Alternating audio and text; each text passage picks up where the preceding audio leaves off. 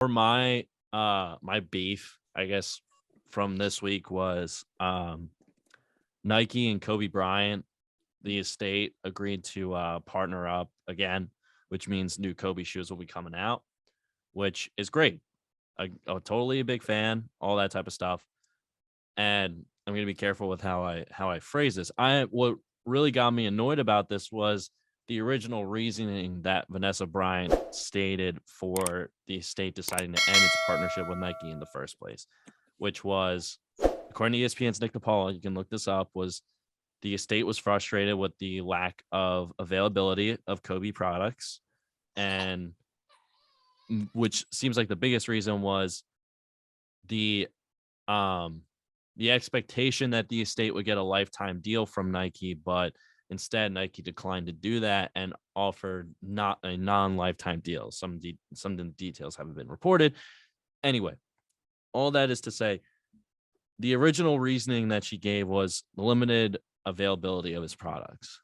And you leave the Nike umbrella pretty much, and they form their own clothing company, the Mambasita line, which is great. Awesome. Salute. Love that. And with this new contract in place, I started looking back at the products in that new clothing line. The hoodies were $124. Like, it's obscene.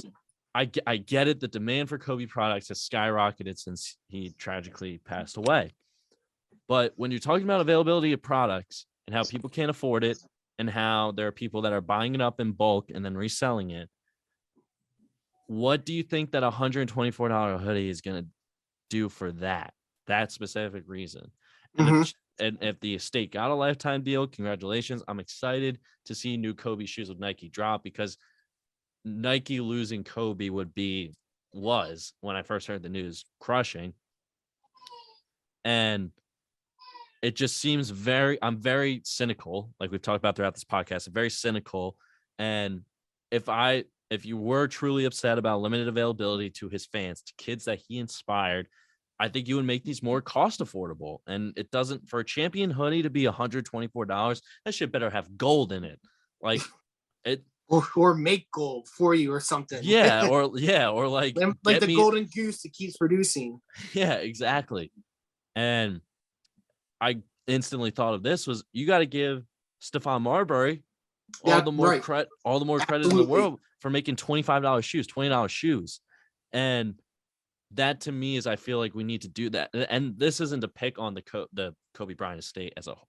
You're saying as a whole, athletes and athletic wear manufacturers that typically get their labor from over the seas in China and the Middle East. I haven't really seen a Nike factory pop up in Chicago or Detroit or in the Midwest America. And that's why we love smaller clothing companies such as a 19.9, such as a Bench Clears, because these are real people that are truly invested in what they're doing.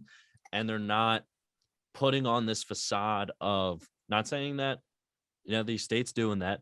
Some things may have changed behind the scenes, but when clothing manufacturing companies release these statements and talk about these inspirational messages and all this crap, it's like, and they make the commercials and shit like that with his memory and all that stuff. Do the high budget commercials and all that type of stuff and talk about how they want to change communities. Well, if you really wanted to change communities, why are you charging $35 for a t-shirt?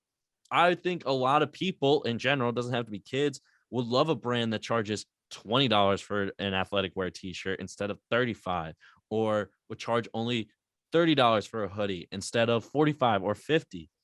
And so I would love to see a brand like Nike cut down on its prices, or Adidas, Under Armour, whatever it may be, and make it more affordable for kids and college kids in general, because college kids really set a lot of the trends. And so these expensive prices cause us to look at other brands such as, I already mentioned 19.9, Bench Clears, all that type of stuff that can be more expensive, but are better quality.